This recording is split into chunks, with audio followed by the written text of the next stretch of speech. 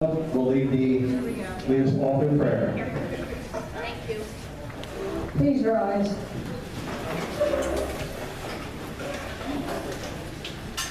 Precious Lord, we honor and praise you for all the blessings you have given us.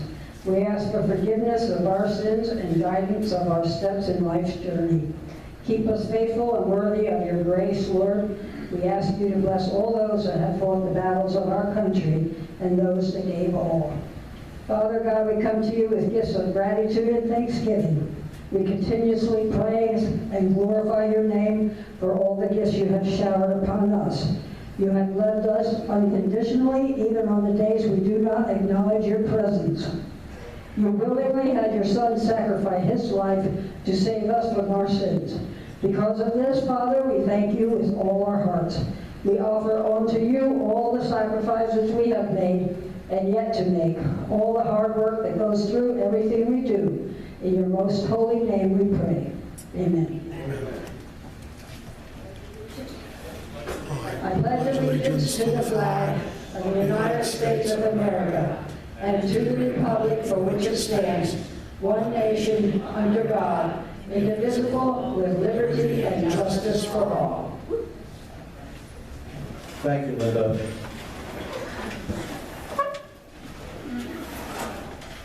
Welcome, everybody. Thank you for joining us tonight. As usual, we have a packed agenda, so I'm going to try to go through PCP's business rather quickly. First of all, we're still looking for locations to put up 4x8 signs or smaller signs to promote the Berks County Patriots. Several of you have given us some locations, and we appreciate that very much. If you know of any, please see Linda. Now, we have a 50-50 raffle. We will do that drawing at the end. We also have a gun raffle, and we've sold the tickets out of the regular raffle. We will have that drawing tonight. That will be for the, I think it's the Ruger American. We've started another gun raffle, and that is for the Henry Golden Boy Classic Western lever action repeating rifle. Classic looking rifle. Now folks, you have the choice always of the rifle we're featuring, or the firearm we're featuring, another firearm, proven value, or $400 cash. So any of those you can have a choice of. So we are going to have the 50-50 raffle at the end, and also we're going to have firearm drawing at the end. Now folks, we use these raffles to help offset some of our expenses. Our only revenue we have is whatever we get at these meetings and some donations. So we appreciate your support. Thank you very much. Now, just a reminder,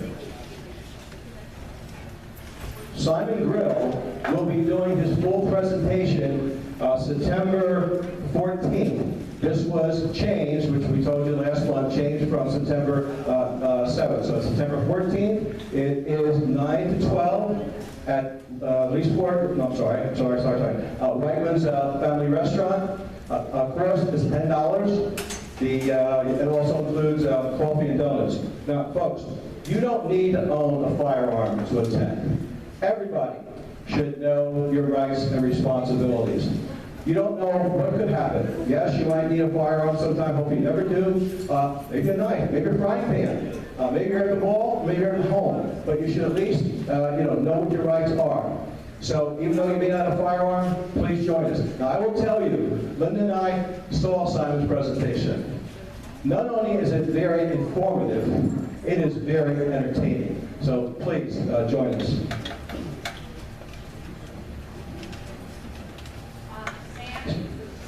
Yes. Make sure they want to go. Oh yes, I'm sorry. Anybody for Simon's presentation? Thank you, Helen. Please see Helen or Judy in the back.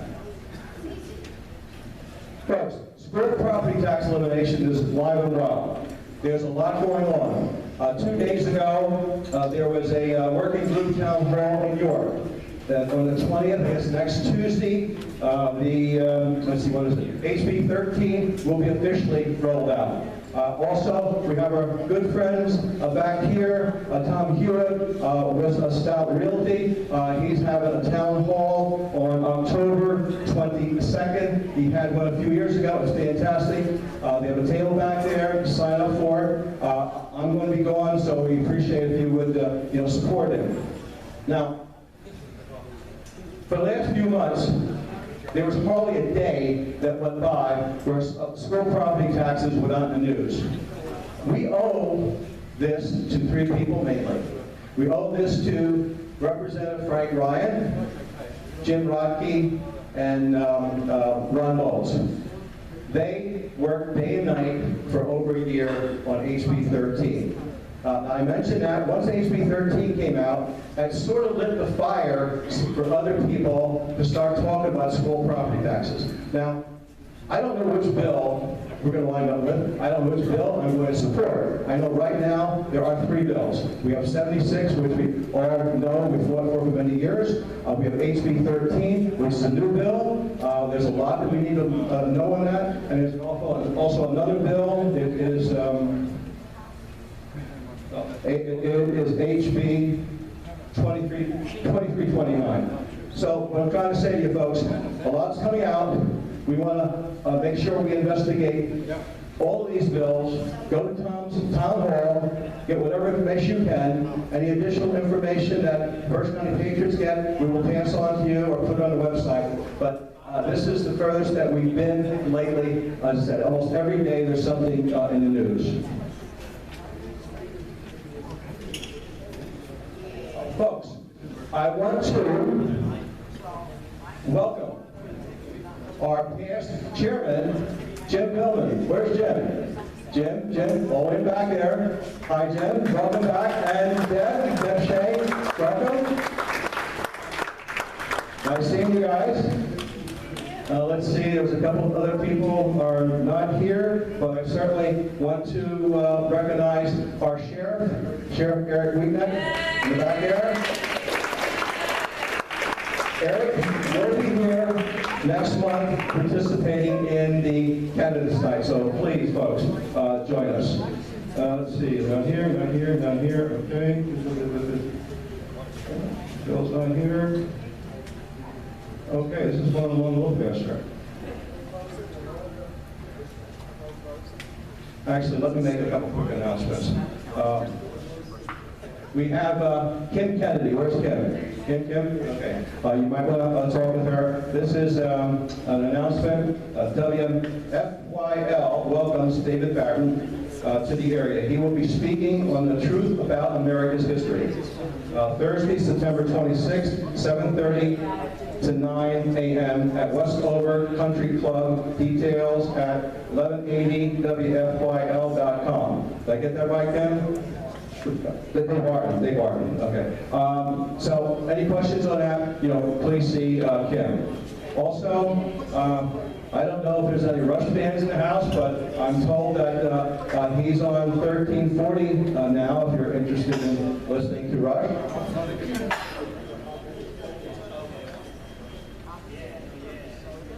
Folks, I was planning to make a few comments about the mass shootings. However, after hearing what the governor said yesterday that he was planning on doing, I thought it was appropriate that I would expand what I was going to say. Rather upset with what he's planning on doing, but it's not surprising. So I will make a few comments additionally from what I was going to. Mass shootings. The latest of which were in El Paso and Dayton, where 31 men and women and children were killed. Folks, I don't know how we can stop mass shootings. Honestly, I don't know if we ever will stop them. However, what I would like to see a report that analyzes all the past shootings individually and look at and ask the question, what could have stopped that from happening?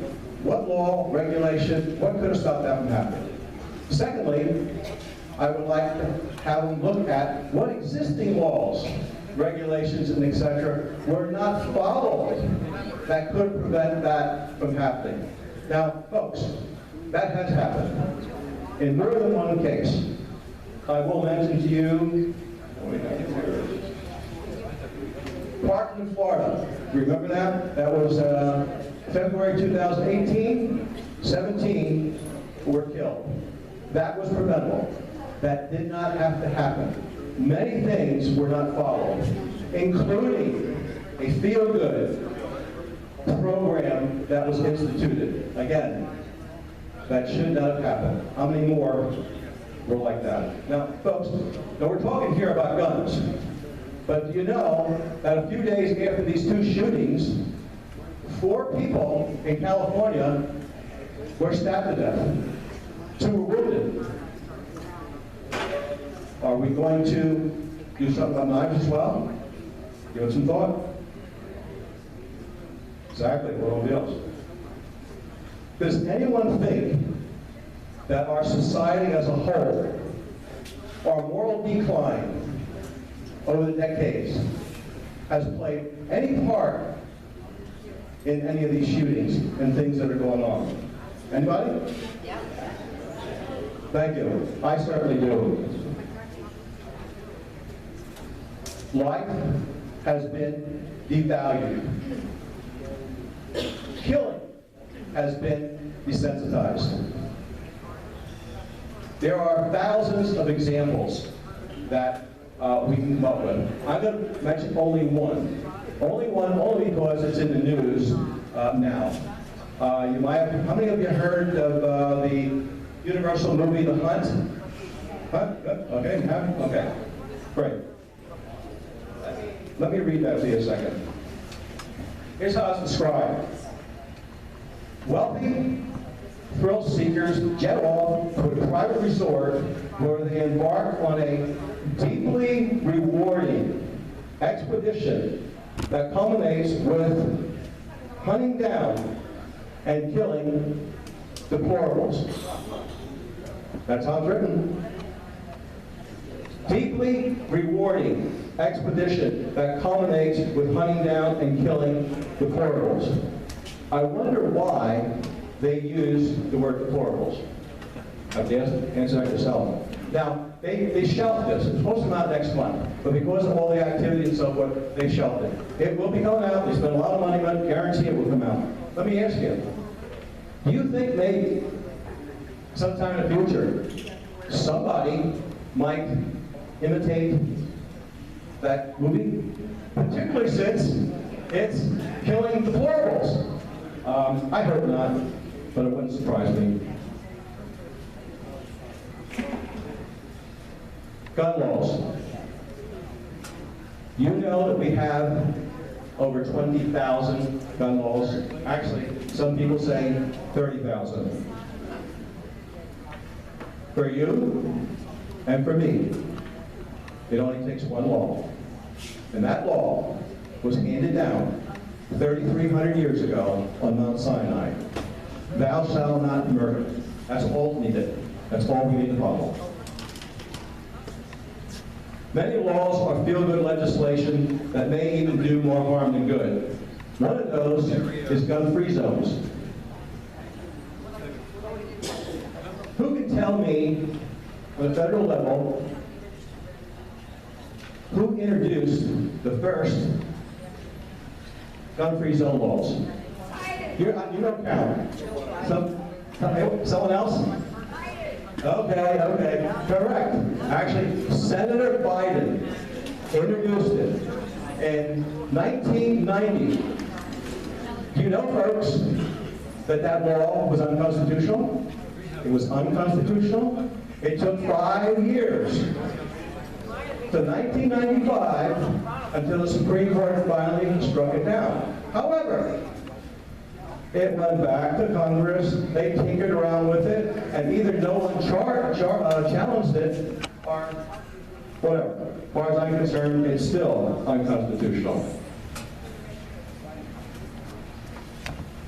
This does not exactly tie in with gun-free zones, but a few years ago, a New York paper published a list of all the gun owners in a particular borough. Now, I have no idea what their thinking was. Were they trying to shame gun owners? Well, how can you shame a person who has a right to have that firearm, who wants to defend their family? I really don't know what their intent was, but I'll tell you what they wound up doing. they wound up giving a map to the bad guys. Really, they did. If you were a bad guy, and it's hard to imagine anybody here being a bad guy, but if you were a bad guy and you decided you were going to rob that particular neighborhood, the first thing I would do was look at that published list. And as long as where I want to go is not on the list, I'll go. Now, if I was one of the homeowners not on that list, I would be upset. I would be upset because they exposed me for not having a firearm and making me at greater risk.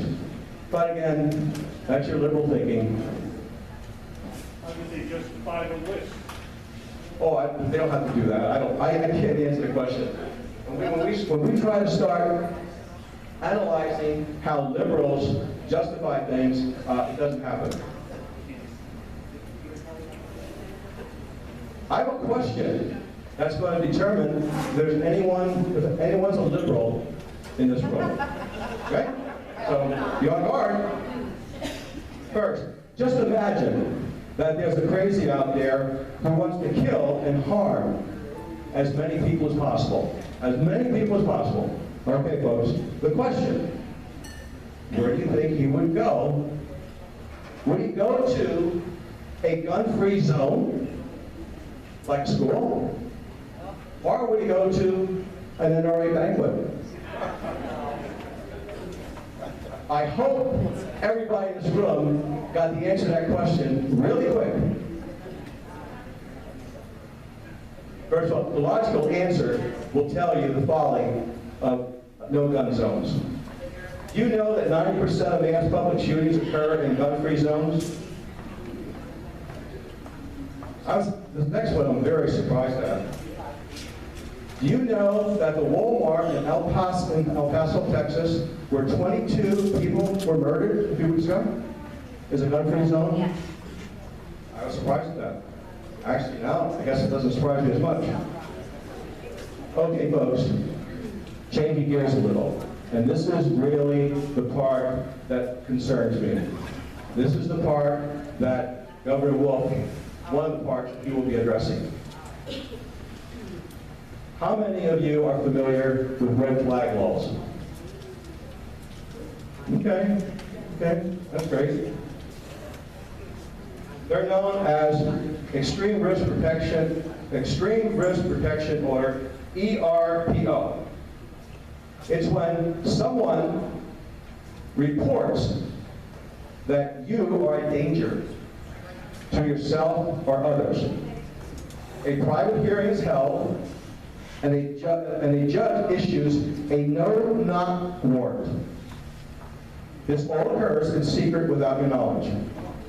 The first time you know anything is when your door is busted open and you see armed men rushing to take your weapons.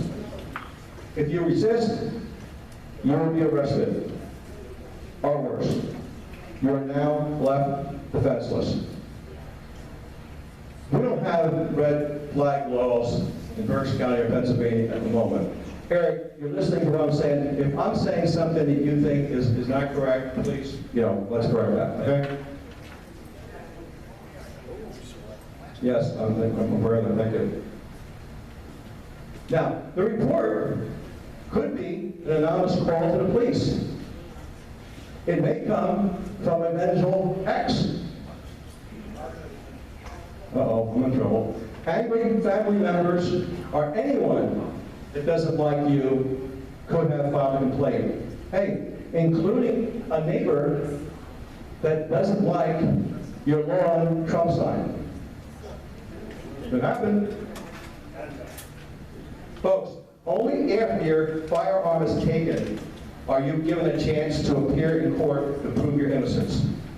How can you prove you're innocent on something that never happened in the first place? Or something you never intended to do? We're trying to read people's minds and predict the future. We know that doesn't work too well. Some think we're starting to head down a slippery slope when we go at these particular walls. I think we're falling off a cliff.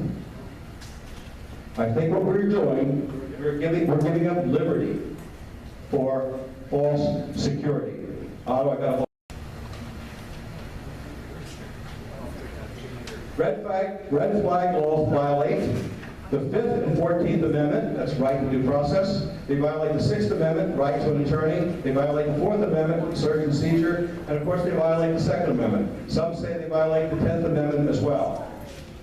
You've always been taught that you're innocent until proven guilty. Not with red flag laws. You were guilty. You're guilty until you prove you're innocent. Folks, in order to get your weapons back, you will need to hire an attorney and somehow prove that you're innocent. At the very least, this will take time and money. Maybe time off from work. More money lost.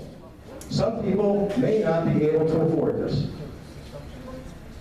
They may not fight it and let the government keep their firearm. Folks, maybe that's one of the hidden intents of red flag laws, a way to get your firearm. Folks, let's suppose there's a son, real quickly, let's suppose there's a son and mother living together. They both own firearms. When the government breaks down the door because of a complaint issued against the son, the government will seize all weapons in the home. Is that correct, Eric? All weapons in the home? Correct, okay. The mother has done nothing. No complaint against the mother, and yet they seize her weapon. Violation of several more constitutional rights. Her rights. What did she do? Let's further assume that the son has a job as a security guard, required to be armed, or maybe a police officer. He will not be able to do his job during this period of time, and may even be fired. Since he no longer has an income, it puts at least a temporary financial strain on the household, partially since the mother was counting on part of his paycheck to pay bills, including school property taxes. Okay. Let's assume that the son has a regular job at night. The mother had a firearm because she felt unsafe in the house. The firearm gave her a sense of security. Through no fault of her own, she now must live in fear and at a greater risk. Let me give you one final scenario. You're in bed. You hear something outside. Seems unusual. You take your gun. You go down the steps quietly to the first floor. And you all know you do not turn on your lights. You do not turn on your lights. So there you are on the first floor, and all of a sudden, your front door comes smashing through, wood splitters are flying all over the place. You see armed people coming towards you. Freeze frame. Keep that thought. Freeze frame. What do you think is going to happen next, folks? Anybody? Anybody? Shooting? Okay. Well, folks, you are about to be killed. You don't know what's happening. You weren't told anything ahead of time. You see armed men breaking into your house. You're going to do everything you can to protect your family and yourself. You're going to shoot. Unfortunately, or actually, fortunately, you're not going to hurt those coming in because they're well armed, bodyguards, and so forth. However, they are going to defend themselves. They are going to shoot back. There's going to be a hail of bullets coming your way. You're going to wind up looking like Dick Tracy. I'm ignoring you.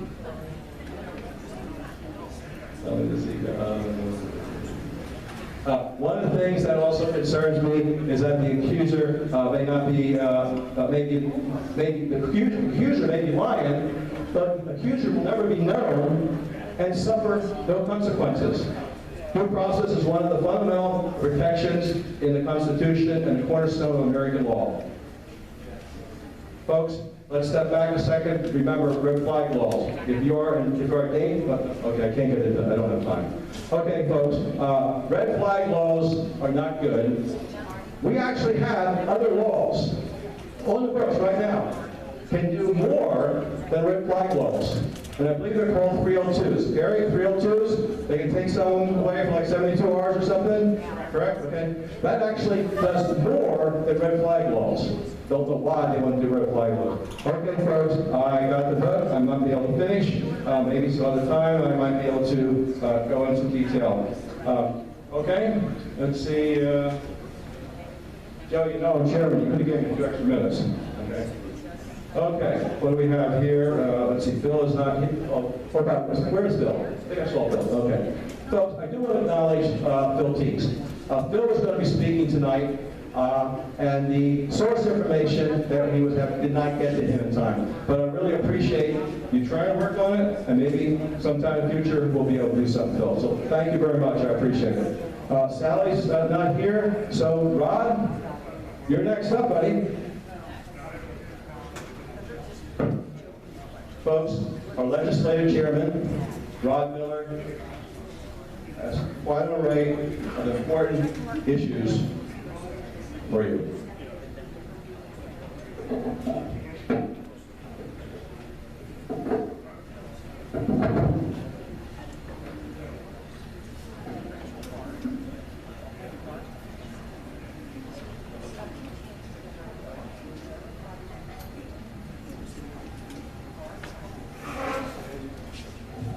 Sam used up my time. Anyway, good evening, folks. I trust that I'm singing to the choir tonight. But if you're not concerned that the political left is moving us towards socialism, you may not be interested in what I have to say. Consider that our capitalist system, the free market system, not only saved the world 2 major wars, but we've been feeding people in other countries ever since. Conversely, socialist governments have failed in every place they've tried. But first, I want to hit item 1, anchor babies. How many of you were here in March when we passed unanimously the resolution on anchor babies whereby one parent need to be a U.S. citizen, naturalized or born? That was passed, and we acted. In fact, I went up to our congressman's office in Pottsville and walked through it. Well,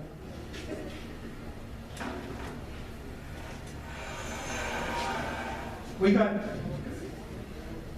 a person's collected votes in public office determined, or I should say, that how many get emails from candidates or incumbents from anywhere in the USA for campaign money?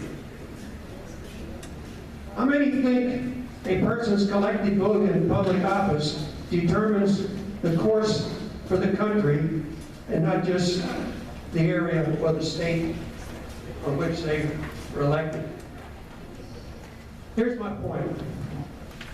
That 2-page resolution asked 19 Pennsylvania congressmen and women and then 2 U.S. senators if they would support a bill requiring a child born, native born in this country would have a parent naturalized or native born.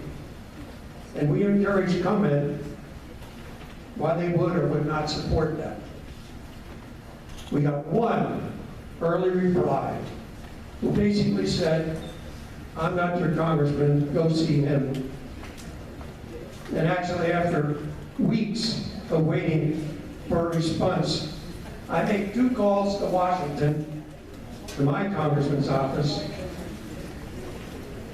I finally, yesterday, got an email which basically assessed the fact that the 14th Amendment allows for a child born in this country to be automatically a citizen. And I received a letter yesterday from Senator Casey basically saying the same thing. I knew all that. That's not my point. My point is change the law. These people coming across the Rio Grande are coming in from China, God knows where, just to have their child as a U.S. citizen. From there we go on. As you know, we have the continuous spread of more non-citizens. I understand the political system. I probably understand it better than I want to. And the Democrats oppose anything that Trump is for. I recognize getting a bill out of the House, such as I proposed, would never see the light of day as long as the Democrats control the House. My point is, I wanted both sides to commit to fix at least one part of the immigration problem. I'm not even suggesting we deport anybody. I just wanted to know who will or who won't stop the bleeding. It's not over. This will be an issue for the next election campaign cycle. But in President Nixon's floor speech, he said, quote, "We need twice as many border guards, deport twice as many aliens as ever before, by cracking down on illegal aliens, by illegal hiring, by barring welfare benefits to illegal aliens. We will try to do more to stop the deportation of illegal aliens, to speed the deportation of illegal aliens who are arrested for crimes." Now that got a standing ovation in Congress, mostly from the Democrats. Boy, how people change. I have the tape, by the way, on that speech. That was 1995, 24 years ago. Where are we today? As President Trump is trying to implement those same recommendations, the Democrats are focused on impeachment. To not accept the decision of the voters is tantamount to an eventually civil war. Happened in countries. Folks, we've lost control of our government. The swamp is rearing its partisan head at the sacrifice of the country. And many rhinos remain silent when considering that bureaucrats, the leadership of the FBI, Representative Nader, and his impeachment cry, among others, want Trump just to go away. I tell you what, if that deep swamp is ever drained, we'll probably find the Loch Ness Monster. Full disclosure, I'm a registered Republican, but I'm an equal opportunity critic. I'm a registered Republican, but not a Charlie Dent Republican or a Ryan Costello Republican. To be clear, I'm from the old school. If they do not support a representative republic form of government, as our founders created, and as I envisioned, they need to be replaced. Now, as volunteers, patriots can only do so much with our personal lives. We're short of help, it pays little, but you get to go to bed feeling you earned your say in preserving this republic. If you want to take part in saving your country, see Sam. In fact, I urge you to see Sam. He'll find something for you to do. Item 2. Today we hear the conservatives cry, we are not going to be a socialist country. And to be clear, I don't want to defend Social Security. It's a program whereby we put our money into a system, assuming it was there when we retired. However, under President Johnson in 1968, the lockbox was open. Our money now goes to programs the government deems to be more important than the dignified retirement. I'll say more than 1968, a little later. I'm talking about the system that takes from all of us and distributes the money to those that will benefit some, but will pop in their votes, like the millennials and the college students who are burdened with their tuition bills. The Sanders cry is free college for everyone and pay off the college debt. That's a welcome relief to the student that has a degree in humanities, can't find a job. Perhaps they could find a job as a bartender, prerequisite to become a congresswoman. Polls show that most college-age students embrace socialism without really knowing what it is. It is being planted by today's Marxist professors,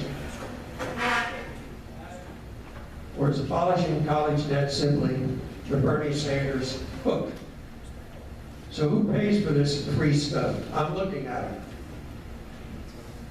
We pay the bill through taxes, or if Congress chooses, you run up the $22 billion debt, trillion dollar debt, and leave the bill to future generations.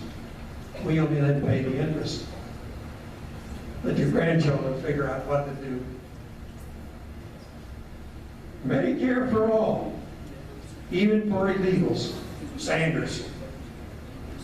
Like you can keep your doctor, you can keep your plan. How'd that work out for you? Then there's the Social Security for illegals.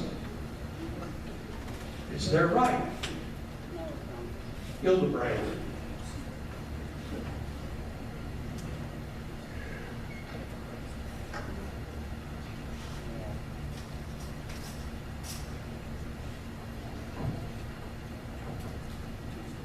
Tear down that wall. O'Rourke. There was a time I agreed to tear down that wall, but that was when Reagan was over in Berlin. We could abolish INS and ICE. Do that, there's no point having a wall. That's AOC's brilliant idea. In fact, when the question of open borders was asked at the Democrat presidential debate, all of them raised their hand.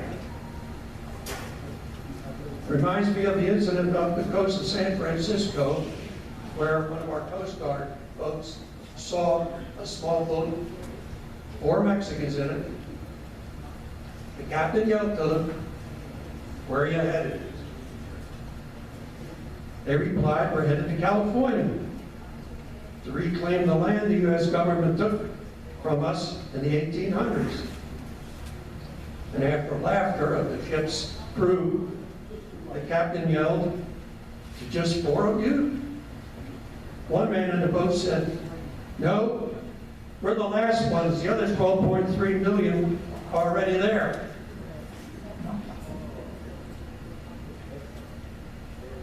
Slavery reparations. That's M.A.R.S. This is not about correcting an 18th and 19th century slavery issue. Not to overlook, M.A.R.S.'s ancestors owned 124 slaves. But it's about fear of losing grip on the black community now that they have jobs and tax breaks under Trump. They want them enslaved under the 21st century Democrat slavery by having them beholden to their federal government benefactor. And that's not my words. Those of Star Parker, a black woman, writer, activist. I know of no slave or slave owner today, but apparently I owe somebody some money. It's not the Democrats that have removed, so help you God, from congressional proceedings and the swearing in of witnesses. Keep in mind, socialism is antithetical to God's teachings. So where are we today? We are just one election away from open borders, socialism, and gun confiscation. And if that's not enough, there's the Green New Deal. That should wreck the economy. So what is socialism? According to Merriam-Webster, any of various economic and political theories advocating collective, there's that word again, collective, or government ownership and administration of the means of production and distribution of goods. A system or condition and controlled by the state. A stage of society in a Marxist theory transitional period between capitalism and communism, and distinguished by unique distribution of goods and pay according to work done. It's a piece of history from the books. Reading had the last socialist mayor in America. Anyone know who he was? Who's that? Stump, you're right. Henry Stump was mayor in 27, 35, and 43. That's when the two major parties had enough and formed a coalition to defeat him. And in several socialist city, they had several socialist city council members, and with several exceptions, one might say that the two parties are not all that far apart today. 1935 was a landslide for the Socialist Party when it captured the mayorship, 3 council seats, the office of city treasurer and controller, 3 seats on the school board, a seat on the board of county commissioners, and 2 county prison inspectorships. That was the most stunning blow the major parties in Reading had ever received at the hands of socialists. However, except for Stump's election as mayor in 43, it was the party's last local victory at the polls.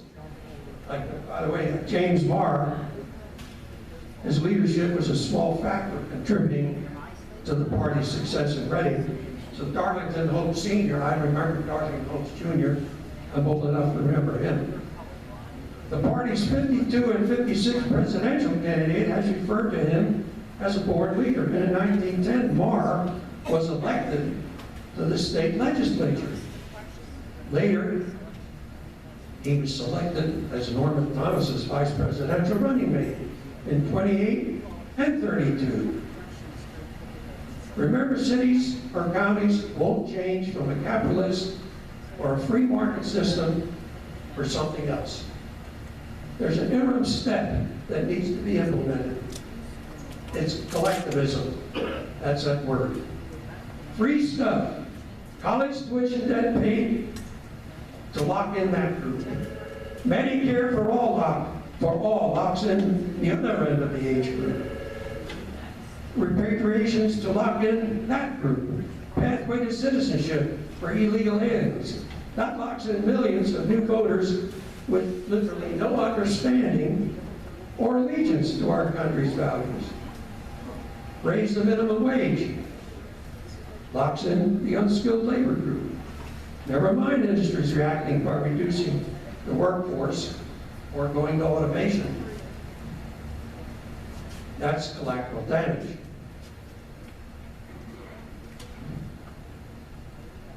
Abolish the electoral college. That locks in California and New York. Abolish the 27 states' right to work law. That will force a large group of middle America that have literally left the Democrat Party to comply. Imagine the dues money, war chest from unwilling participants. You get it? Getting back to 1968, I was working as an independent contractor in an instrument control design company. The UAW petition to contribute to unionize the company.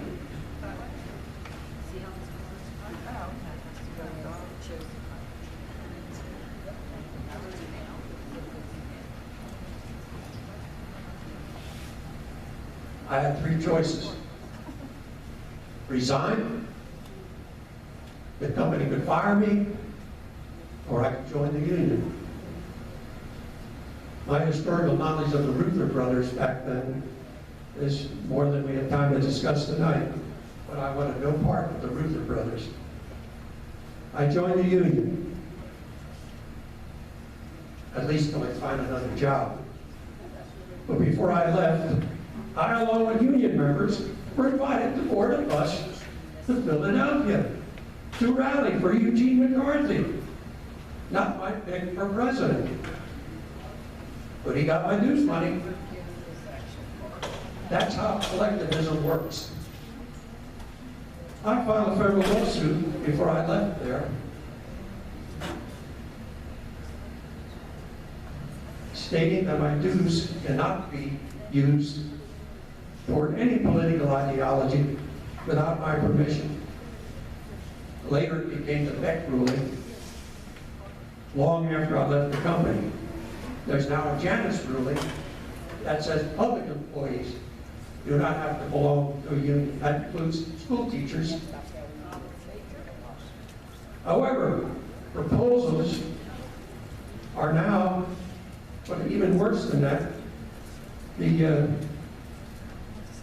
all of these is collectivism that has the unwilling, uninformed, and uneducated to what they're buying and accepting government control of their life in the future. And as a footnote to that, Sanders, Harris, Warren, Booker, and Gillibrand have all signed on as co-sponsors to a bill that would wipe out 28 states' right-to-work laws. You can imagine the amount of money in their coffers by people who frankly don't even support their issues. There's a Frenchman by the name of Frederic Pascal wrote a book, The Law, in the 20s or 30s. I have the book. He described how 49% of the country depended on the government to the other 51% seemingly paying the bill. Tired of being left out, it didn't take long for that human nature to take over, and that 51% crossed over to be part of the 49%. And the economy collapsed because people depend on the government. Socialism. Venezuela. In about 20 years, it went from being the third richest country in the Western Hemisphere to today, they're 179th on the World Economic Freedom Index. They elected a socialist president in 2001. Implemented socialist national health care, 2004. Free higher education, 2007. Prohibited private gun ownership, 2009. And finally suspended elections in 2017. If you're following the news, unarmed citizens are not being killed by its own government. The people are starving. A government-run economy, socialism, did them in. History does repeat itself. Before I close, I want to say something of the Muslim ideology creeping into our government. The Obama policies allowed for a group of immigrants to Dearborn, Michigan, settle up there, and Minnesota. They elected their congresswomen. The flag that M.A.R.S is taking is put a bump in her road. She has undisguised contempt for the United States and its people.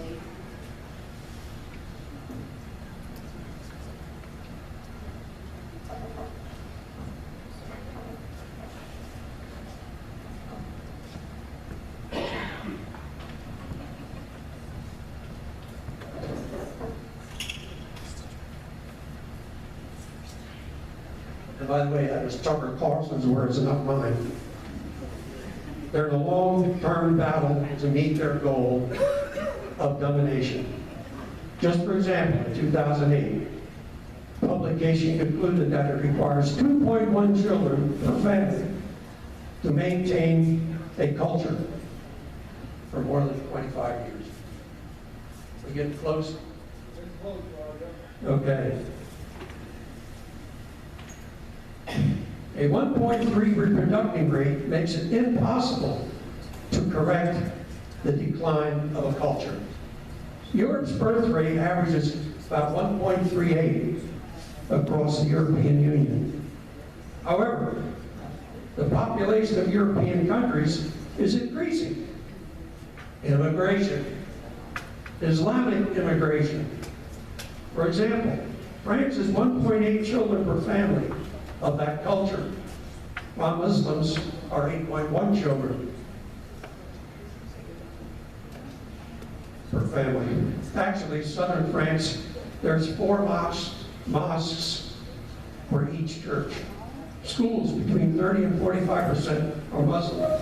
By 2027, 1 in 5 men in France will be a Muslim. My point being, the Muslim population or movement will not depend on homicide bombers or a war. Actually, as time passes, Europe will become a Muslim nation. Closer to home, the U.S. fertility rate is 1.6 children per family. Latinos, 2.1. Barely enough to maintain the culture. In 1970, the U.S. had 200,000 Muslims. As of 2008, we climbed to 9 million, and I gotta believe in 10 years, that number has grown significantly. Simply put, they're organized and project that in 20 years, there'll be 50 million Muslims in America. Socialism or the likes of Elon Omar running your government. Omar's history from being born in Somalia, escaped and rescued by the United States and Kenya to Congress. She received years of free stuff, yet exhibits no love for this country. Think about it. On another issue, time won't allow me to discuss the impact that Hillary Clinton $1 billion giveaway to Iran, or the billions Bill Clinton gave to Iraq, to North Korea, or the imbalance of trade with China under the Obama years. For another time, but think about that. Just consider what or who you want to run your country. Every Democrat presidential nominee since 1984 went to law school. Democrats, Barack and Michelle Obama, Hillary and Bill Clinton, Chuck Schumer, all lawyers. 97% of American Trial Lawyers Association contributions go to Democrats. We get laws, laws, and laws, and litigation. Republican Revolution of the 90s and beyond, Trump, a businessman, Bush 1 and 2, businessman, Dick Cheney, a businessman, Gingrich, a history professor, Eisenhower, a general, Tundley Lee, an exterminator. Exterminator. we could use him.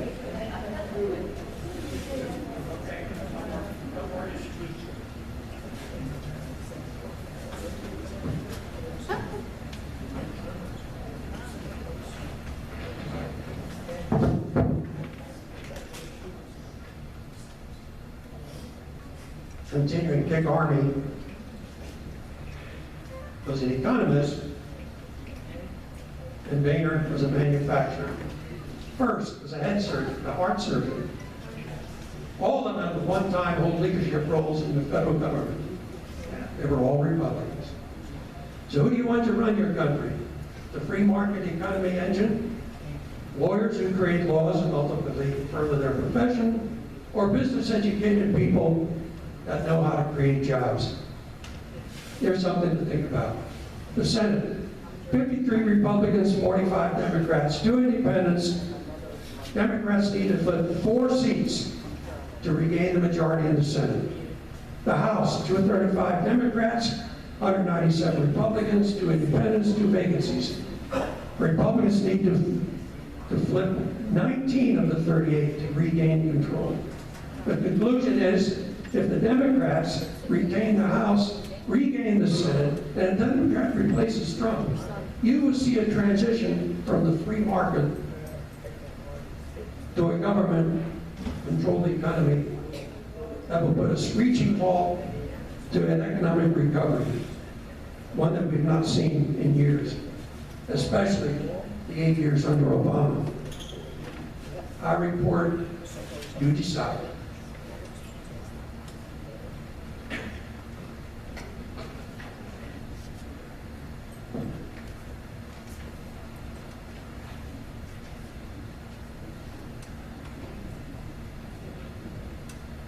These are the examples of what we are facing. The majority of voters will decide our fate. Folks, I don't care how you register, but I do care how you vote. I don't even care if you're never Trumper. Look past that. Vote what's in your best interest. If you're not a registered voter, or wish to change your party registration, the table in the back with forms, you can do either. Thank you for your time.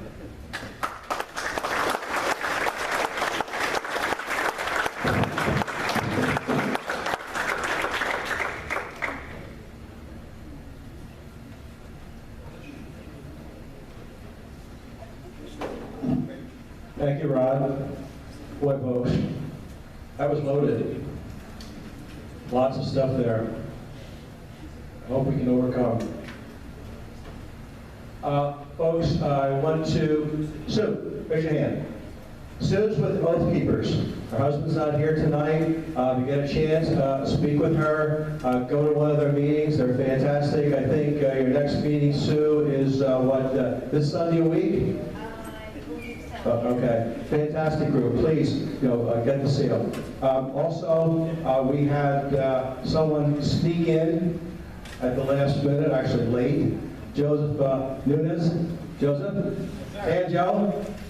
Joe is running for City Council, District 6, and who knows, he could be running mayor someday. And Joe.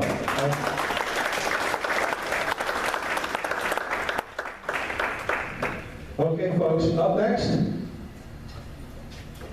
Sorry, I lost my place. Okay, up next is Joe Saint. Joe? Joe is with M.A.R.S, Middle Age Reparation Society. Joe is the executive director and teaches regularly at M.A.R.S lecture series on a variety of social and political topics. Joe resides with his wife Audrey in Denver, Pennsylvania, and has 9 grown children and 12 grandchildren. Folks, let's all welcome Joe.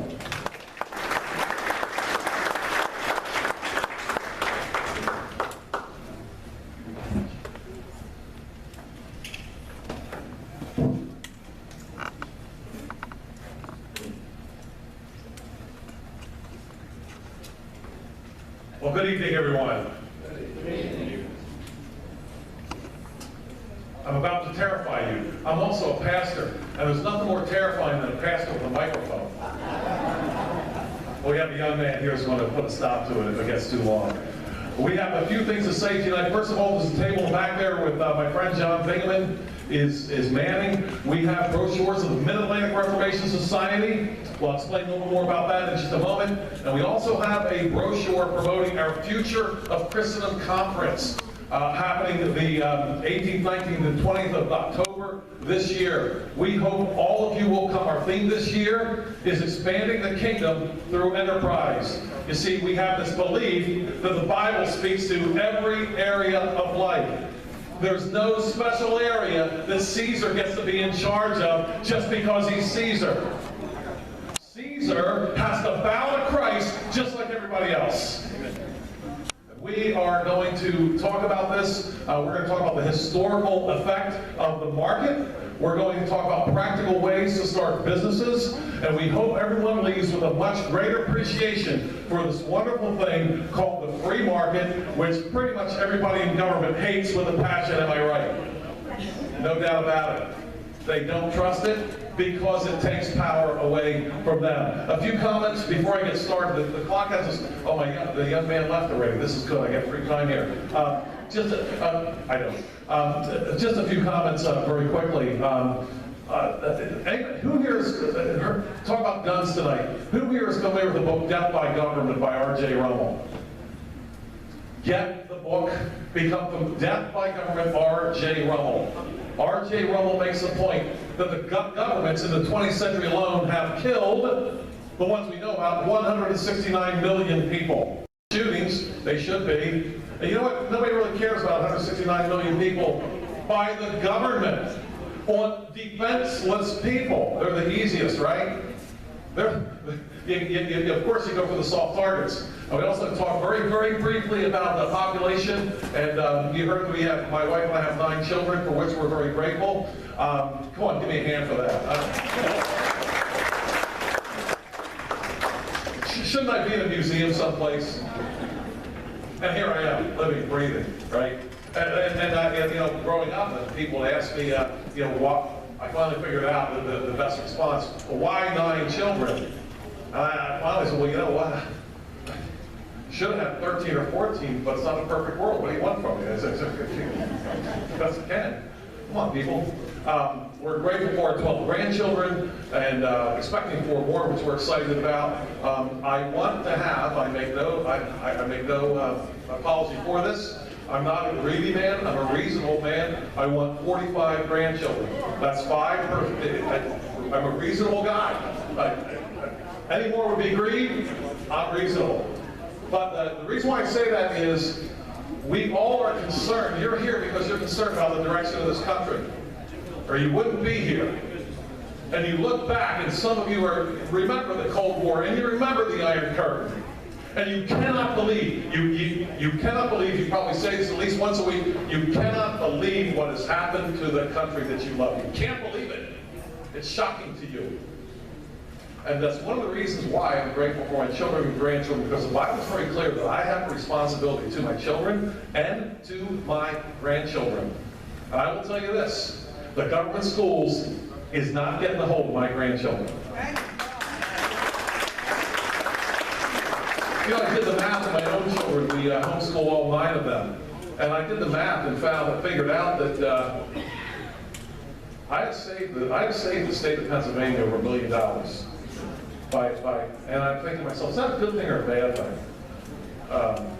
If they would just take most of my tax money and flush it down the toilet, I'd be happier than the stuff they're doing with it. But in any case, I am grateful for the fact of the next generation. Because my friends, if we don't get the next generation, it doesn't matter what kind of victories we win today. Jay Gresham Mason said this. He said, if you give the bureaucrats the children, you might as well give them everything else because they're going to get it anyway. Am I right? No doubt about it. Well, thank you for that. Real quickly, my time starts right now, right? I'm just kidding. The Bible, the basis for Western civilization. What we're going to try to do is take care of this presentation in about 20 minutes, and there'll be time for questions if you would like to ask any. The Bible, the basis for Western civilization, historically, practically, logically. We're going to take a 3-pronged approach to this and just rush through this, so hang on to your seatbelts. First of all, we have to deal with an objection, and this objection is this. How many of you have heard this? All religions are the same. You can't say that one's better than the other or worse than any other. Raise your hand if you've heard that one. Yeah, almost all the time. Well, here, I've got a little response to this. You probably can't see this too well, so I'll read you. This is from the UK M.A.R.S. and a book or an article about child sacrifice. If you want the source, I can give it to you. Here it is. Here's from the article. The world's biggest child sacrifice site unearthed with 269 victims buried alongside baby llamas. At first, alarmed locals thought the neighborhood dogs that were finding human bones in an empty lot had come across an old forgotten cemetery. But archaeologists who came to investigate soon realized that the strays had stumbled upon something so much more gruesome. And as they dug deeper, further around the site in, can't pronounce it, Peru, They were astonished to discover the remains of dozens and hundreds of children, all aged between the ages of 5 and 14. Radiocarbon analysis found that the children had met their deaths more than 500 years ago, while the way they were buried and marks on their bodies revealed that they had been killed in carefully orchestrated acts of ritual sacrifice. With the grim count from this and the second site found nearby, already adding up to 269 bodies, archaeologists now believe the harrowing discovery at once was what Chan, the capital of the ancient Chimú civilization, the biggest child sacrifice site ever found. Now, you're going to say, hey, Joel, come on now. You're using an extreme example. It wasn't extreme to them. It is what they did. Stop with the idea that all religions are created equal.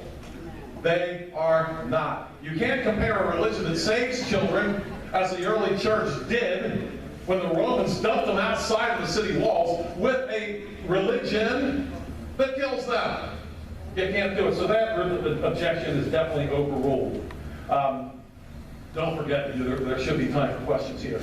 So first of all, the Bible, the basis for Western civilization, historically, who recognizes this? Okay, it's not a real photograph. This is a rendering of the signing of the Mayflower Compact. One of the first political, actually the first enduring political document, if you will, here in North America. Historically, here it is. This is not a secular document. In the name of God, amen, we whose names are underwritten, the loyal subjects of our dread sovereign, Lord King James, by the grace of God, of Great Britain, France, and Ireland, King, defender of the faith, having undertaken, now here is their reason. Please don't miss this. They're about to give us the reason for what they are doing, organizing themselves. Here it is. Having undertaken for the glory of God and the advancement of the Christian faith and the honor of our king and country, a voice to plant the first colony in the northern parts of Virginia. They thought they planted Virginia. Do by these presents solemnly and mutually in the presence of God and one another, covenant and combine ourselves together into a civil body politic for our better ordering and preservation. Do we get it, historically speaking, that the first enduring political document was undertaken for the advancement of the Christian religion? It wasn't so the atheists can come by and tear down the Liberty Bell. The atheists already had their country. We talked about France a little bit tonight. Okay, yeah, they had a facsimile of a church going on over there, but have you ever heard of the French Revolution? Yeah. Hint, that was not a Christian Bible study movement, the French Revolution. All right, moving on.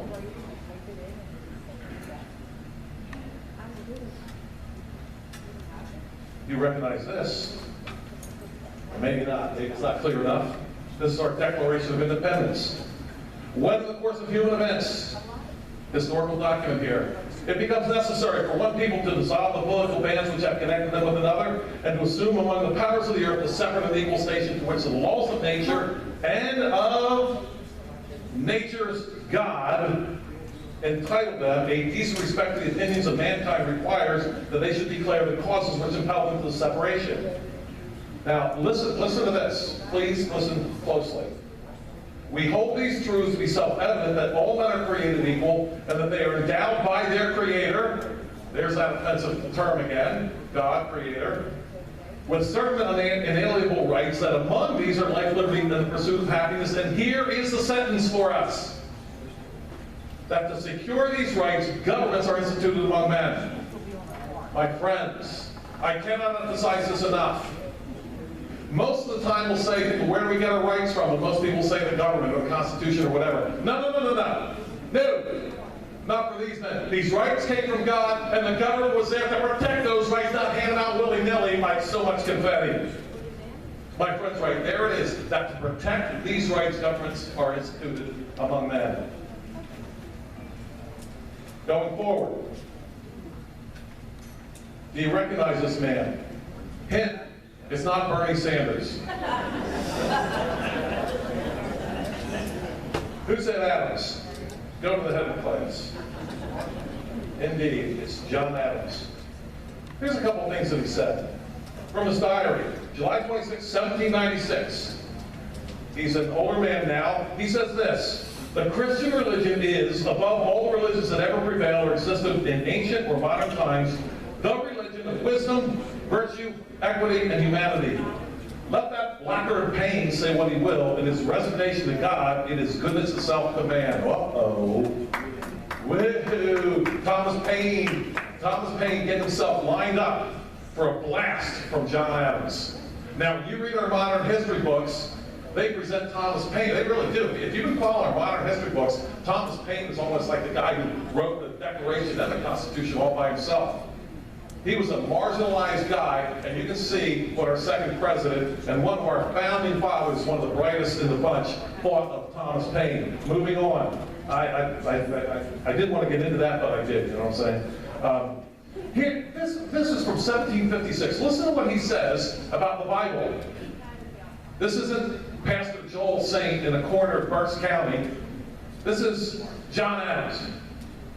This died on February 22nd, 1756. Suppose a nation in some distant region should take the Bible for their only law book, and every member should regulate his conduct by the precepts there exhibited.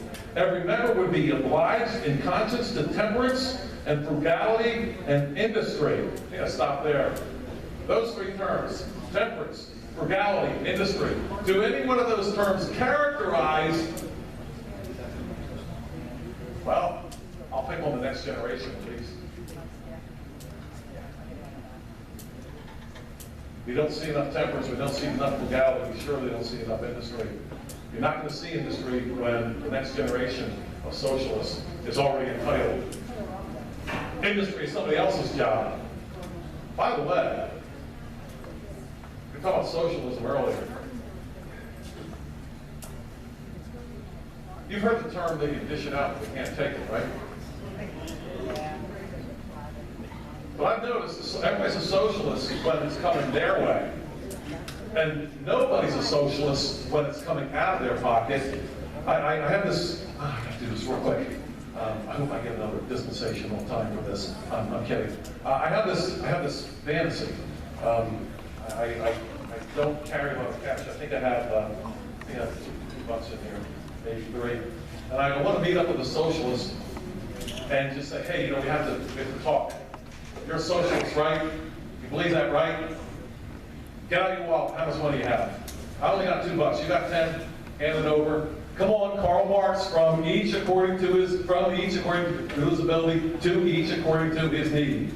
I haven't found the socialists that will take me up on that. But when it comes to they can dish it out, they can't take it. With the socialists, it's they can take it, but they can't dish it out. All right, moving on. Okay, finishing up here. To what Adams had to say. And he went on to say, he said that they would be concerned with justice and kindness and charity towards his fellow men. This is if a country had the Bible as their only law book. This is what he's saying.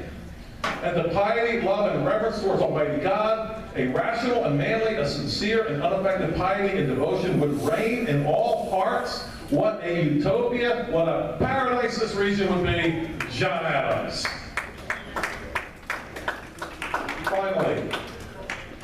Finally, logically, you don't recognize this man. His name is Vishal Mangalwadi. Vishal Mangalwadi, I have to tell you about him. He's an intellectual from the country of India. And he asked himself this question, and I imagine everyone in this room has asked themselves this question at least once. He said, why in the world are we here in India? Our children are playing in streets that people do their business in. In the Western countries, they're driving cars that are air conditioned. They're living in houses with running water. And here we are, dying of diseases. We've been at this for years and years and years, and we're still where we are. We recognize the India of 1,000 years ago. It looks like the India of today. What are we doing? They began to ask himself why. They began to study, and he concluded that the difference between the West, the progress of the West, And the lack of progress in his home country of India was strictly its adherence to the Bible. That's what he concluded. I have the book tonight, but this is what he said. The Bible created the modern world of science and learning because it gave the creator's vision of what reality is all about. That is what made the modern West a reading and thinking civilization.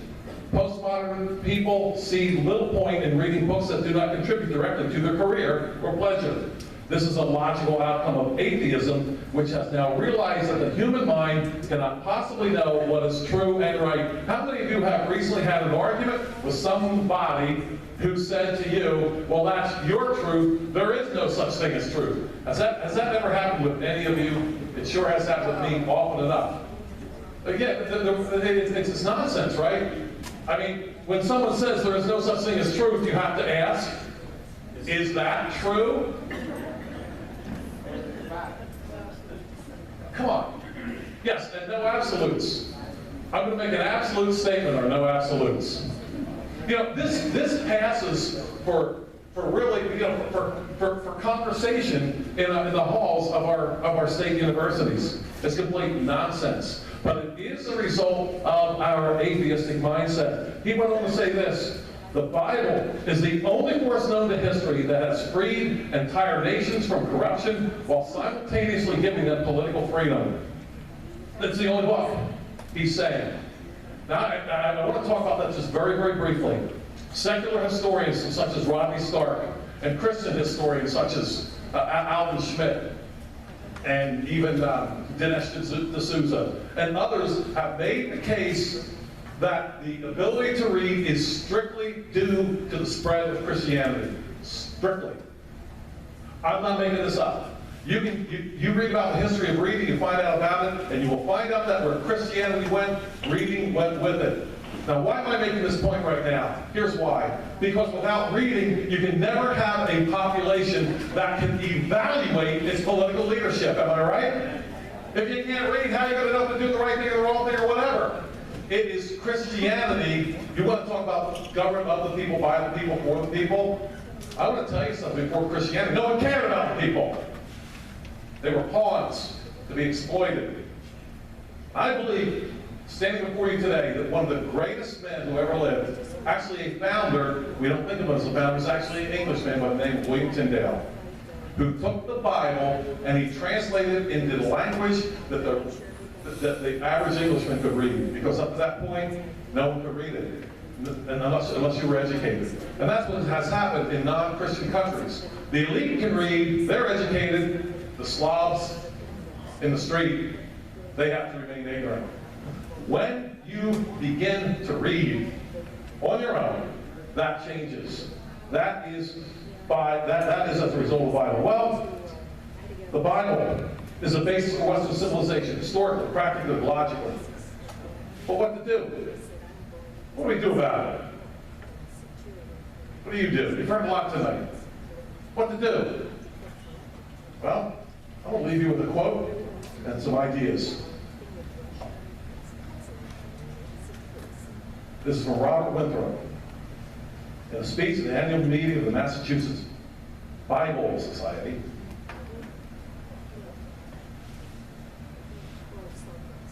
I said I belong in a museum, right?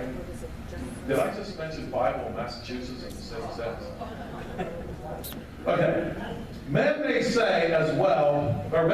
well build their houses upon the sand and expect to see them stand when the rains fall and the winds blow and the floods come, as to found free institutions upon any other basis than that of morality and virtue, all of which the Word of God is the only authoritative rule and the only adequate sanction. All societies must be governed in some way or other. The less they may have of stringent state government, the more they must have of individual self-government. The less they rely on public law or physical force, the more they must rely on private, moral restraint. Man and word must necessarily be controlled, either by a power within them or by a power without them, either by the Word of God or by the strong arm of men, either by the Bible or by the bayonet. It may do for other countries and other governments to talk about the state supporting religion. Here, under our own free institutions, it is religion, and he meant the Christian religion, which must support the state. My friends, our ultimate problem is a spiritual one. We have decided that Christ is irrelevant. Can you think about that?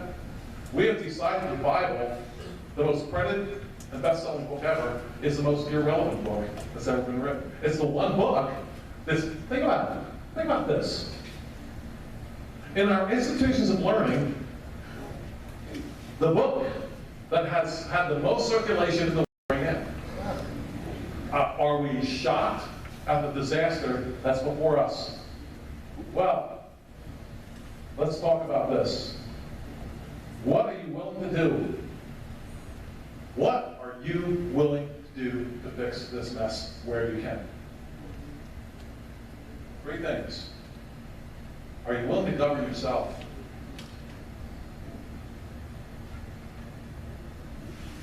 What are you doing right now that if somebody else found out about what you were doing, you'd stop? You know, this is the basis for statism. You govern yourself or you'll be governed by someone else, but governed you will be. Let me ask you this. What do you know about the Bible? You read it? Do you study it? What do you know about it?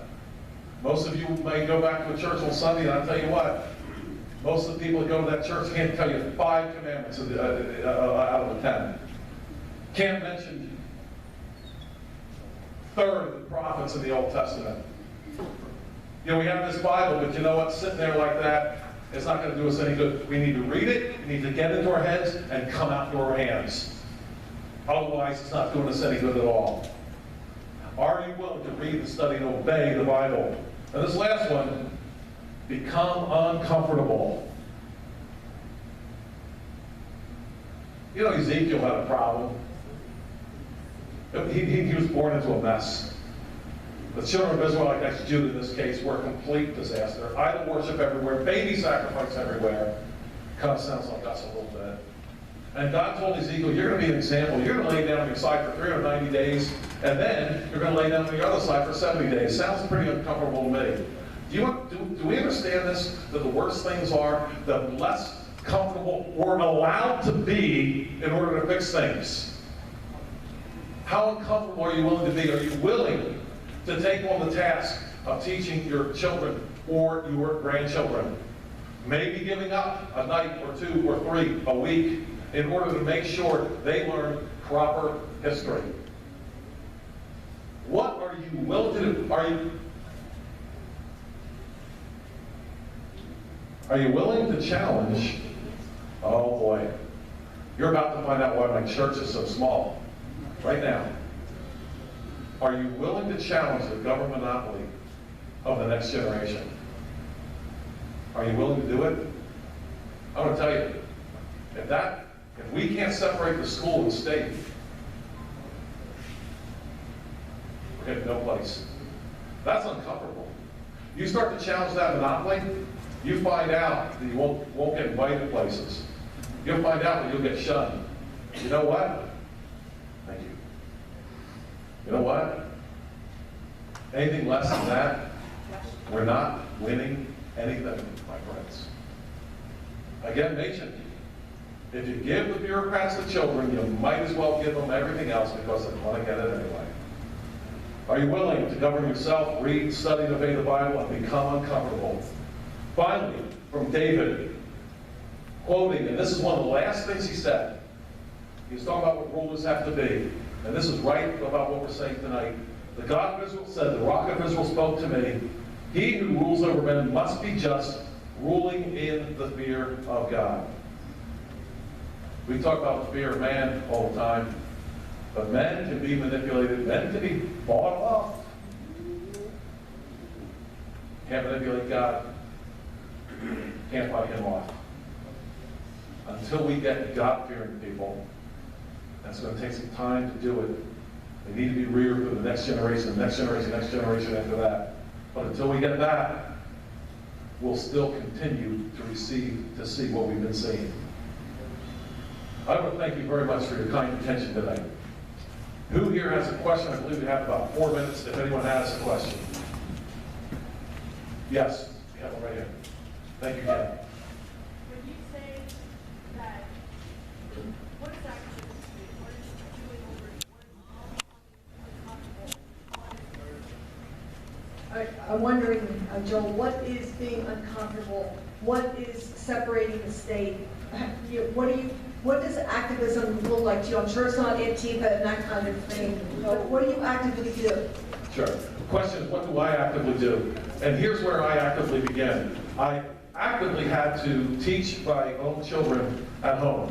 And here's the thing that I've seen now. You know, my children are out of the house. I just want to give you a quick example of this. We all know about global warming. Yes, right. Warming. Yes, warming. That's it. The ability to teach my children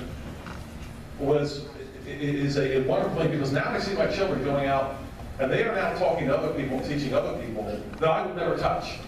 Now, it takes long, it's not exciting, and you don't get invited to places. I'm going to tell you, as a pastor, I am not invited to pastoral luncheons.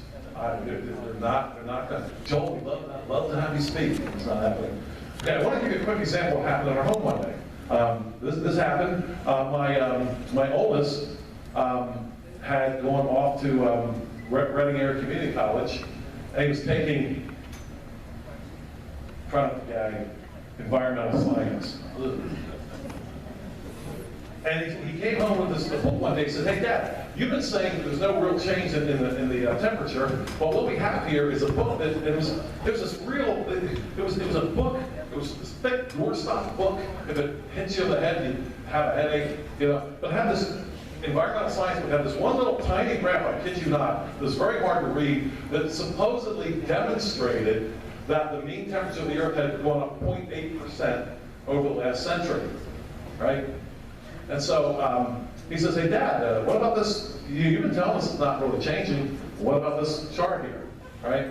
And so I was kind of fortunate. I remembered that my seventh son, who was roughly in 7th grade, was actually using one of my old science textbooks, right? And so I asked my son in 7th grade to go get my old book. And sure enough, it didn't take me long to find the passage that said, "We know the Earth is losing energy," and scientists in here will verify this, right? "And heat is energy," right? "We know the Earth is losing energy, and we know the temperature of the Earth," this was written in the 1970s, "we know the temperature of the Earth is going down, and there's nothing we can do about it." Right? So I had an opportunity right there with my family, right there in my home school. Say, "All right, kids, what do you think is going on here?" We had a nice discussion. And I wound up saying to them, either the scientists can't read the data, or they're liars. In either case, they shouldn't be writing anything. Now, I'm going to tell you something. That was extremely powerful in my own home. But the thing about it is, the thing of teaching your children is, it's not so much, it's more caught than taught. It's not so much you sit down and you, like, "We're going to teach you now," and everybody listen and pay attention. It's more caught in the way that you respond to it. You read an article in the newspaper and you say, "You know what, this is what the Bible has to say about that." Now, I get it. The kind of activism I'm talking about is not as exciting. But over the generations, I believe it's the only kind of at least the primary activism, that's going to make any kind of a difference at all. Thank you for the question.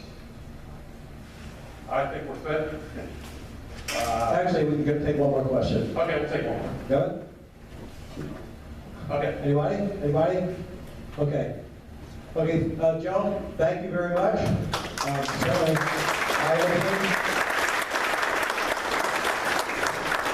Appreciate it. Joe has Joel's table over there. If you people want to stop, and there you go. Wave your hands and talk to them before you go. Appreciate it. Thank you.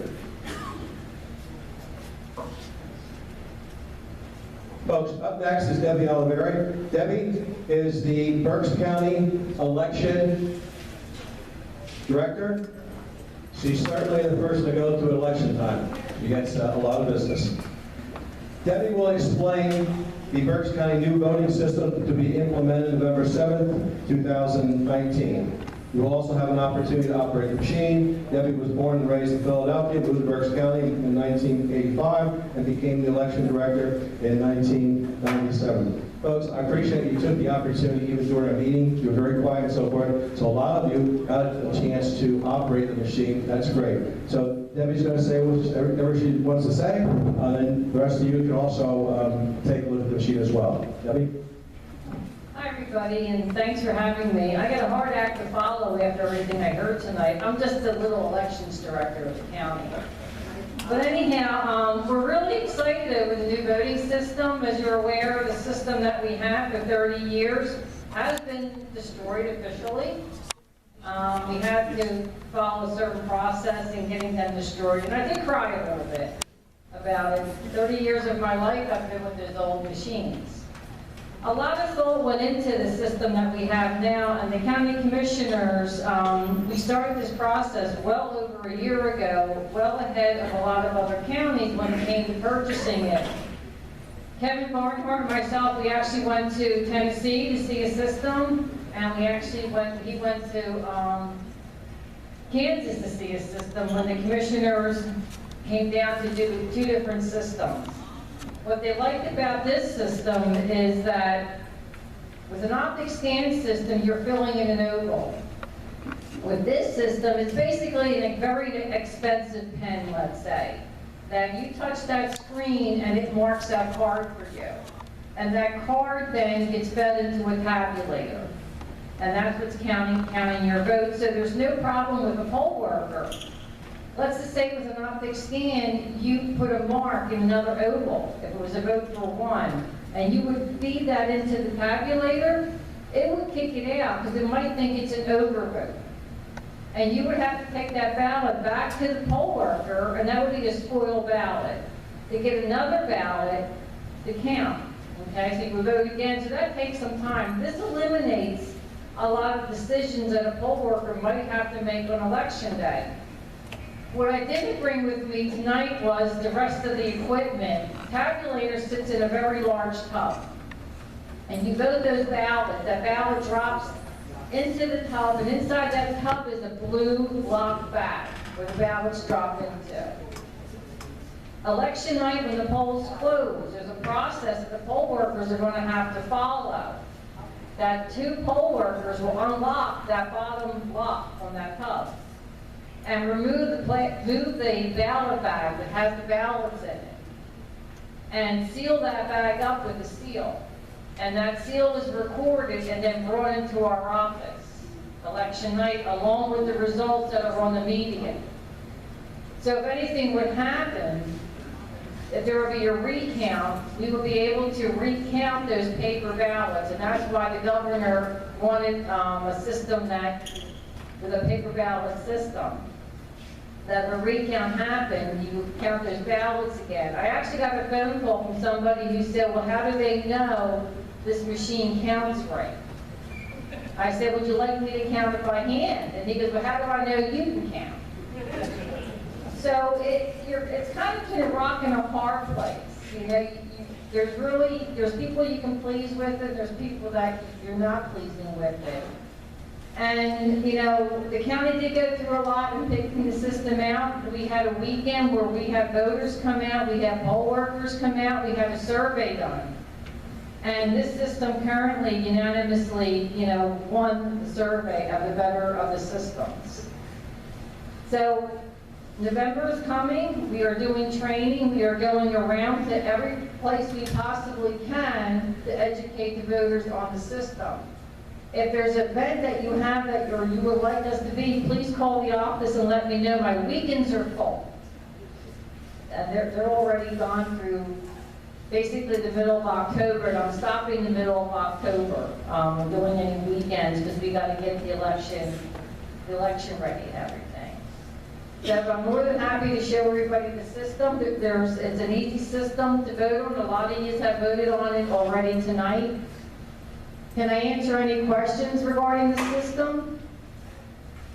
Yes, sir. recourse do you have if you make a mistake? If you make a mistake, you would take that ballot to the poll worker, and they will give you another blank ballot, and that ballot has to be recorded as a spoiled ballot.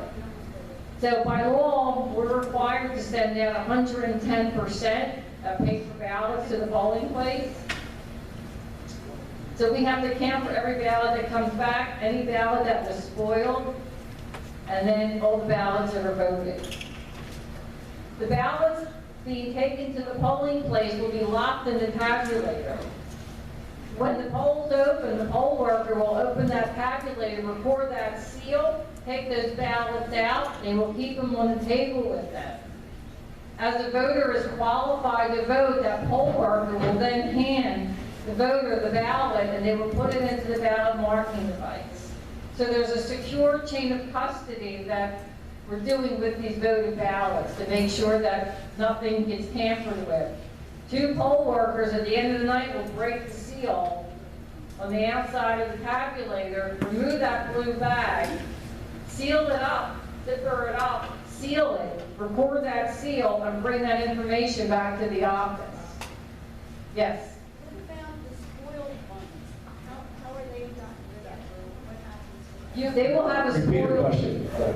She wanted to know what happens to spoiled ballots. How will they be destroyed? They will be put into an envelope, and they have to mark down how many ballots were spoiled, and that comes back election night too. And, I mean, you have to rely on somebody being responsible to be truthful with that. The poll workers, I rely on them a lot. And I've never had an issue with any of the poll workers on doing anything that they shouldn't do. They all take the job very seriously. Well, the reason I say that is because you hear from other horror stories in other places where there's a lot of fraud. That's true, you do hear about that. We do everything that we possibly can. And like I keep telling everybody, I'm not going to jail for anybody, okay? My job is to conduct the election. The poll workers, they don't get paid that much money, for what they do. There's 1,200 of them I need on election day, and it's extremely hard to get these people to work. I actually did recruit one guy tonight. He said, hey, you need a poll worker, I'll work for you. I was happier than a pig, and you know what? I got somebody tonight. That alone is worth coming out here.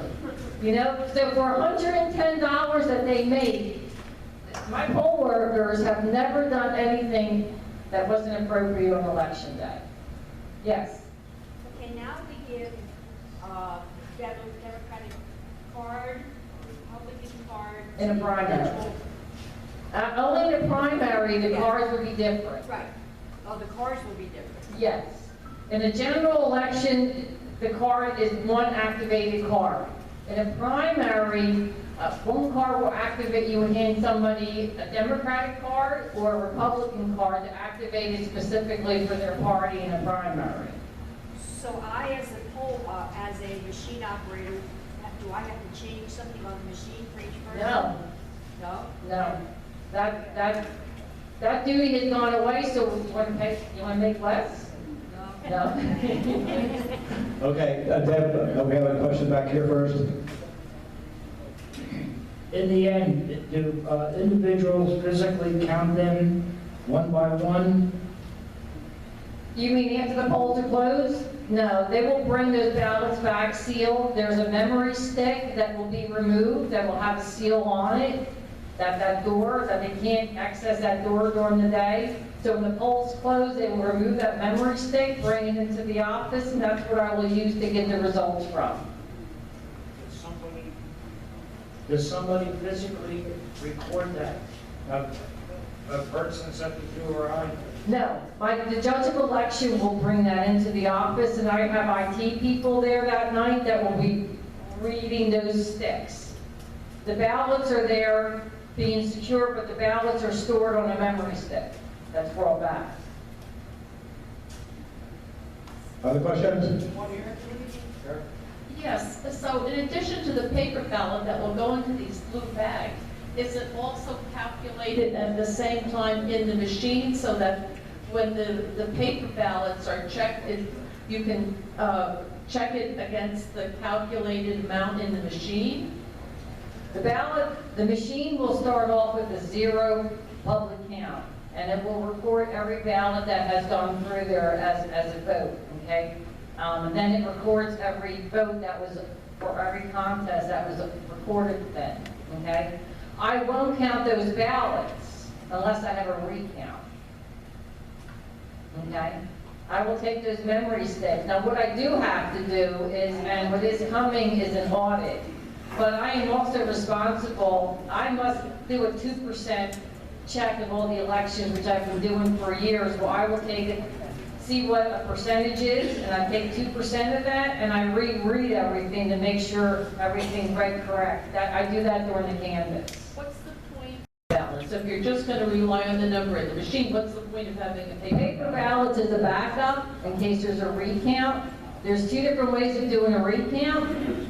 I can't do a recount the same way the original ballots were counted. Okay, so I would have to hand count everything in a recount. Right now, I don't have that step, the machines that we had. All I had was that cartridge, and I could read that cartridge 20 times, it wasn't going to change. And that's a backup. Debbie, you have a question over here? There have been a number of reports in Pennsylvania that people who are not legal voters were given an opportunity to register when they got their driver's license. Is the county doing anything to clean the voter rolls and make sure that they're all legal voters? First off, I'm not allowed to ask anybody if they're a citizen or not. Okay, that was done a few years ago when they used the driver's rolls to send registration information to. All a person does is put a check mark that they're a citizen, and we have to accept that. So by law, I can't say, hey, I questioned your citizenship. I'm not allowed to do that. Now, that's not something I can change. That's something you need to talk to your representatives over. The legislators are the only ones that can change those laws. I have to follow what's in place. Debbie, question here? Yes, Debbie. Now you have, this might help the people. Does your new machine still have a paper scroll that comes out that gets posted on the doors, the polling places? Right now, my poll workers will be very happy because it will also print out a write-in report that they can print, that they're not having to figure out the handwriting. And I'm printing 4 copies at the end of the totals. 1 copy will come back to me, 1 copy the minority inspector will keep, 1 copy in case a watcher wants a copy, and the other copy will be posted outside the polling place. You're welcome. Okay, Debbie? I don't know if it is just an observation. My kids all went to college. My daughter went to Penn State, and my one son. They registered when they were 18 in high school here to vote. Then they registered at State College because it was easier for them to do that. They could have voted at State College, driven down here and voted here. They were still in the polls. Matter of fact, my son, after he moved to New York, was still on the poll here, out of the poll in Penn State here. Okay. So legally, he could have voted in New York where he was, registered to vote in New York. Stopped at Penn State where he was still registered, showed his PA driver's license. Stopped down here, drove down to the bus stop and voted again. And it was never caught him because he was legally registered in each place. Did Pennsylvania do anything to clean the rolls up? Well, I clean my rolls once every year, okay? Now, if it's within Pennsylvania, within the state of PA, your son can't be registered in 2 places unless he did something on his registration to change his last 4 digits of his social security or his driver's license. Now, what is happening with the college kids, and this is a problem that I have, is that the college kids, some of them are registered at home, some register at the college, okay? The ones who are registered at home, when drives occur at the college and they apply for an absentee ballot, I'm now dealing with different counties trying to find out where the registration is because they did an absentee ballot and now they're trying to move to another county and have already voted. One thing you do, you don't actually check that. But had they voted at State College and then drove down here, you wouldn't be able to vote again?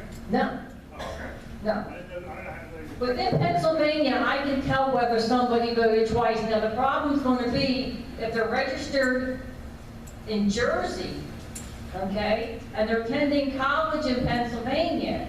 They now register here in Pennsylvania to vote and drive to Jersey. I have no control over that. And there's no central-wide registration to check that. Debbie, two more questions. This young lady here and Rod. I did look at your machine back there and talk with you. Currently, we have our ballot, you give us a certain number, and each ballot is numbered, as well as a stub at the bottom that we keep that is numbered also. Okay, so we can coordinate the numbers. Question to you, are these going to be numbered? Chester County is a different county. They might have a ballot stub. These ballots do not have a stub to them. I have no way of tracking. I have no way of knowing that first one in there is the first one who might have done a poll vote because there's multiple machines at the polling place, but I don't have any stubs. She asked a question about spoiled ballot. That number is coordinated with that person's name. No. I just know the number. I don't know who it went to. I mean, I know like in Tennessee, they have a spoiled ballot list. Well, they'll actually write it down. I don't You do don't that. have a number that goes with the person. Correct. We report who that person is on the ballot is on. No, we don't. We're not allowed to. Okay, we'll squeeze one more question in before Rod. Since the machines take a memory stick, they have to be digital. Have you looked into who writes the programs for these machines? Because it's just like a slot machine. A lot of times you can change the program, especially with a hacker. They're encrypted. So the only way a hacker is going to get into this machine is to get into the courthouse after hours, get into my office after hours, find out my office door, and I currently have 5 PCs in my office. They're going to have to figure out which PC I build a database on, get through the password to that computer, get through the password to there, to program it, to get to the warehouse, to get the drive. So it's kind of, they're not going to do it. And I have no Russians that can come in and do anything to the system. The only thing that plugs into these systems is an electrical cord. So unless the Russians can get through our electrical system, God bless them. Debbie, you might have messed up the last question. I just want to know if these new machines assure us there'll be no Russian collusion. I messed it up, I'm sorry. Okay, folks, thank you. Debbie, thank you so much. It was fantastic. Got a lot of things to continue. Got a lot of activity back there. That's great. Folks, Debbie's going to be here for a little while. If you still want to check the machines, she also offered to come back at another time if we would need her. If we think it's going to be worthwhile, we can consider that. Thank you, Debbie. I appreciate it. Okay. Linda, you're up. Folks, it's money time. First of all, Linda, how much money? $68 goes to the winner. $68 more than you had when you came in. Who wants to draw a ticket? Okay.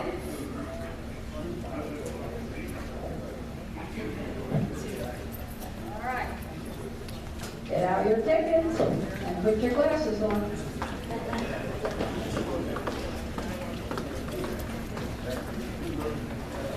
$863. 5, 9, 3. Winner right up front. Okay, get a ticket, check it out.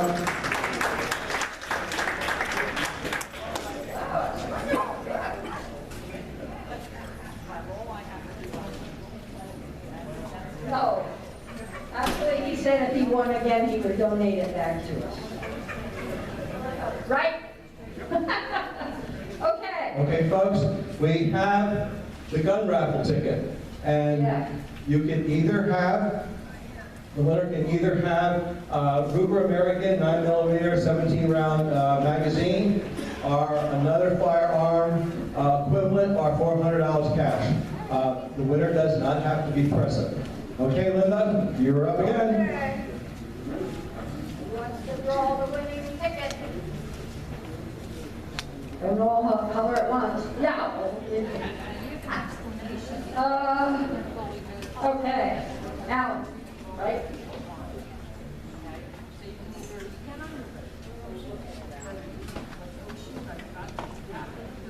Okay. Oh! Joe Phillips. No way.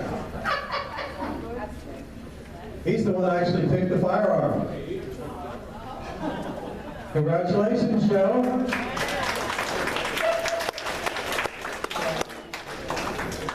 Thank you all, folks, for participating. As I said, this is our only means of collecting revenue. We did start another raffle, fantastic firearm. By the way, Joe picked this one out also, but I think we're going to exclude him from the next one. A couple more things before we close. Just want to remind you about the Simon Grills presentation, September 14th. Again, see Linda or Judy. Also, a reminder of the school property tax town hall, which will be 2 months from now. You will hear more from that. You can talk to Tom and his table back there for more information. And finally, we have next month, J.R. McGee. I don't know if you know who he is and so forth. This guy is fantastic. He's a terrific speaker. He will give us an update on some history on North Korea, Iran, China, and Russia. And folks, this guy knows everything. JR is the founder and CEO of Extreme Leadership Group. Also, as a program director at Top Gun, ranges worldwide, JR specializes in operations, training, and development of fighter pilots, special forces, combat field engineering, and providing operational support with intelligence and counter-terrorism operations around the world. Also, it's a double-header. That's the first part. The second part, we're going to have candidates night. We have basically 3 offices. The sheriff's office, Eric will be back. We have a clerk of courts and recorder of deeds. So please, folks, join us next month, I'm sorry. And Linda, you're going to close the meeting for us? We're going to have Hold it. Oh, by the way, you really have to come next month. Jim Billman has been away for quite a while. We're putting him to work right away. Actually, he agreed. Jim is going to moderate the program next month, the second half part of it. Thank you, Jim. I hope you know what you got yourself into. Okay, Linda, you got it. We're going to have the close presented today by Reverend Drucker. Father Drucker. I'm sorry.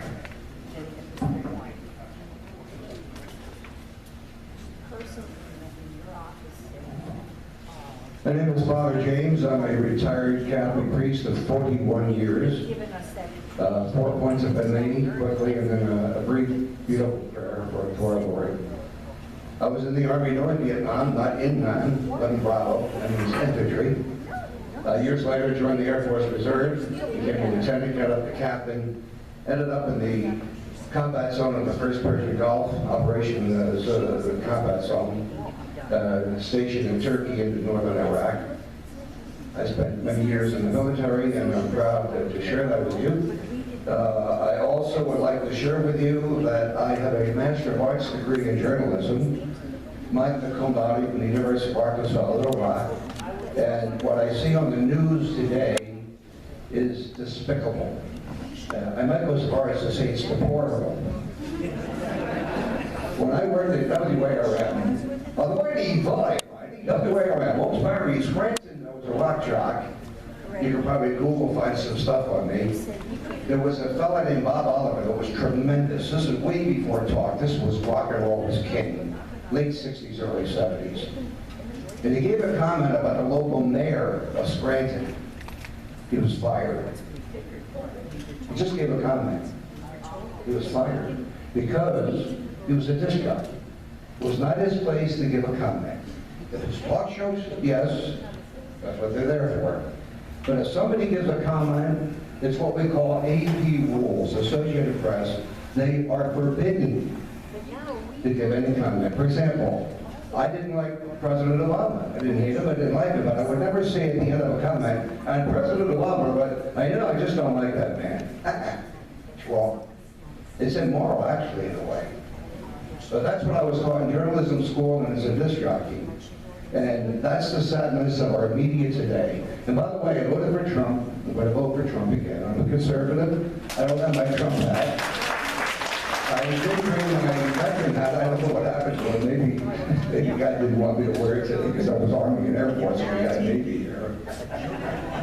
The third thing, quick note, I was stationed in Turkey and met a wonderful Catholic priest, pastor, and my good friends in our Lord.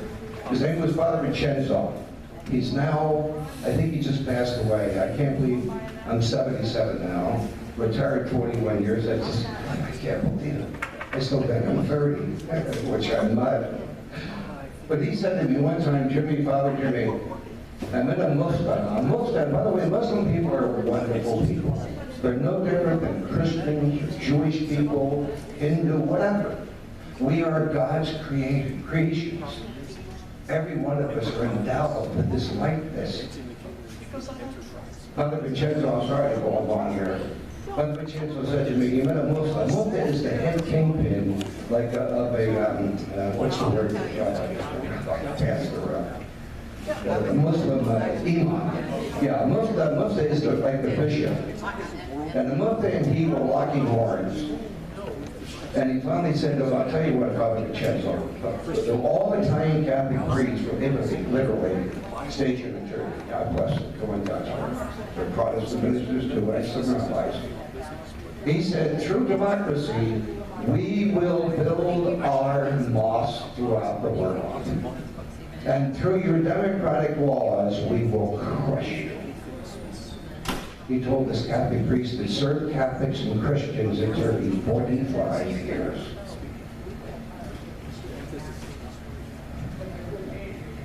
He was a wonderful man. All the Father